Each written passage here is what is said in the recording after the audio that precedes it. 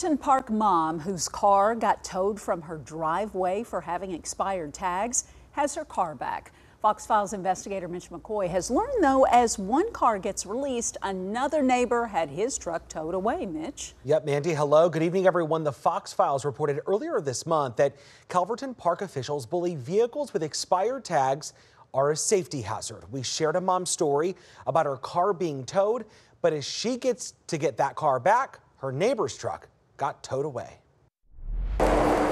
Christina Reese is finally back in the driver's seat. Just 3 weeks ago, I feel like I'm losing everything right now. she felt like life got towed away. I just don't know, how they could just come in my driveway and take my car. Reese purchased her car 2 months prior.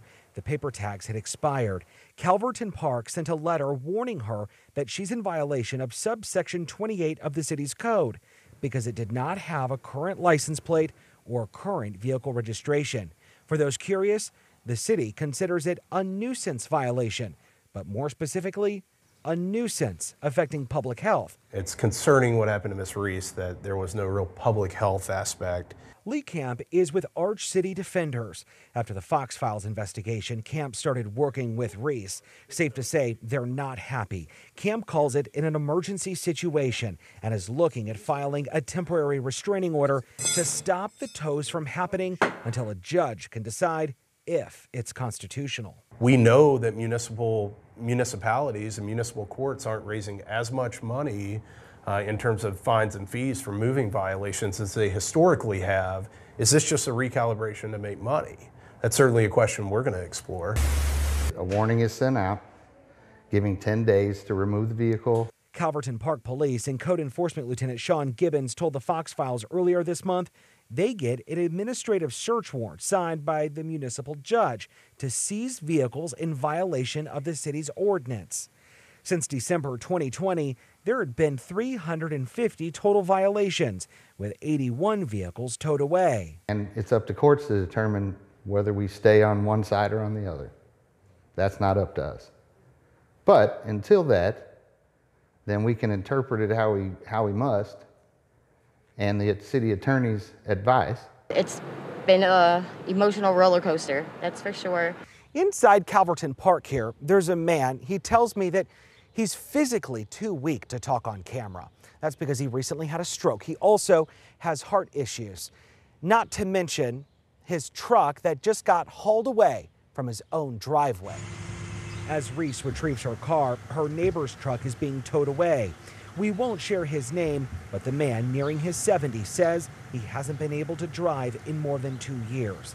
His plates had expired. Calverton Park sent him a warning, then towed it off. I had to use Uber a lot of times. It's been rough. I couldn't go to the grocery store because I didn't have a way there. Reese had $800 saved up to pay her $2 grand in taxes. Add up the tow and storage fees, that's an unexpected $1,000. Fox 2 viewers saw her story earlier this month and helped foot parts of the tow yard bill. I'm thankful. I'm so happy. I'm just like, that struggle is left behind now, that I can get my kid to school and me to work and just all that. The city's attorney says it could be considered a public health issue because a car with expired tags has likely not went through a vehicle safety inspection or an emissions test. The code enforcement lieutenant told me earlier this month that he's found snakes and mice when removing cars. He says that also falls in line with a safety hazard. For the Fox Files, I'm Mitch McCoy. But these cars, Mitch, are in their private driveways. I have never heard of other municipalities doing this. Have you? When I started posing this question to folks that have lived in St. Louis long, they're like, no, we haven't heard this. This isn't true. Oh, it's true. And we have now uncovered a second city doing this.